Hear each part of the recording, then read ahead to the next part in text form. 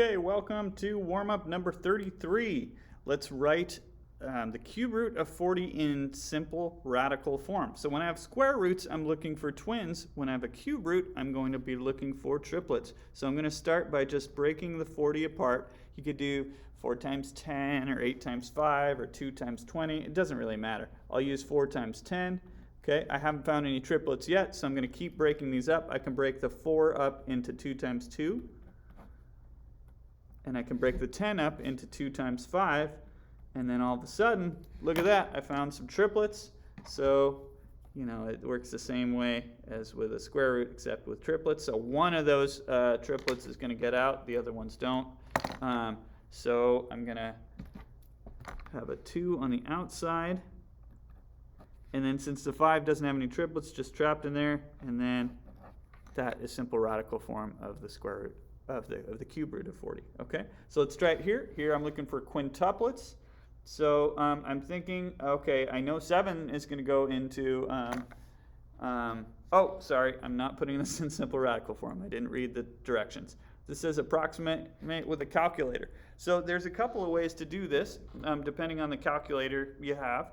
One way is to put this, if you think of this as 777 to the first power in there, we can write this with a rational exponent. That means this is equivalent to 777 raised to the 1/5. So this would be the numerator, and that would be the denominator. The index is the denominator, okay? So you can type it into a calculator like this. So let's go ahead and try that. I've got 777. I'm going to use this little arrow up key right above the division. That's my exponent key. And then I'm going to put 1/5 in, and I'm just to make sure my calculator doesn't get confused, I put the exponent in parentheses there. Okay, so it's about that. Another option on a calculator like this, you can put in whatever index you want. So I'm going to hit the math button, and then I've got, if I wanted to do a cube root, there it is. If I want to do any other root, it's this one, and I actually forgot. Some of the calculators you can just put in whatever, you get a cursor there where the index is. In my calculator, I have to put in, I want to take the 5th root, so I want to hit 5 first, then go math, and that little X root button there. And then, so this is going to be the 5th root of whatever I want here, 777. You see I got the same result. So this is nearest hundredth, that's about 3.79.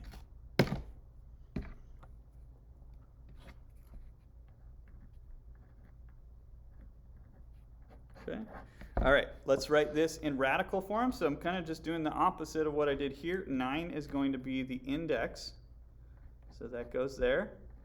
And then 8 will be the exponent. And you could write the exponent here, or you could actually put the exponent on the outside.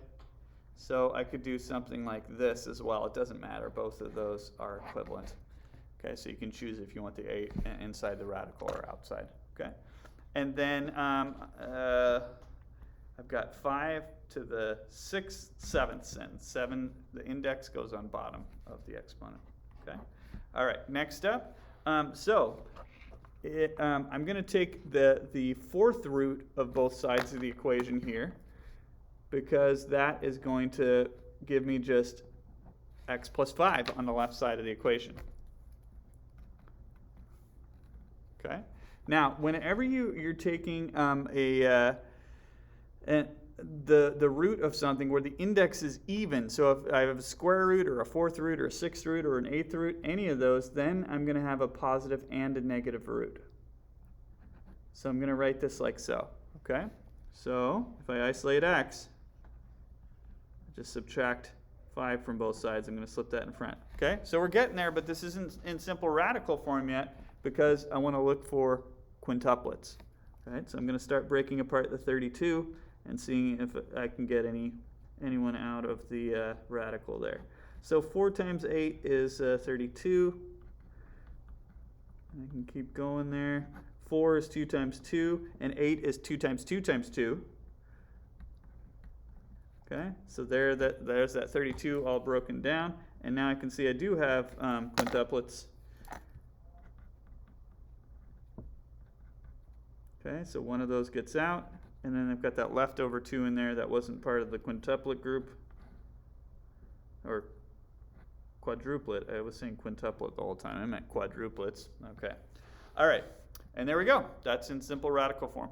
All right. Same kind of deal on the last problem. There is one slight little variation because this time I'm taking a cube root, and that's an odd index. So I don't do the plus minus thing in this case. So I'm just going to have x plus 5 equals the cube root of negative 32. And it's tempting to think, oh, that's an imaginary number because I've got a negative that's under a radical.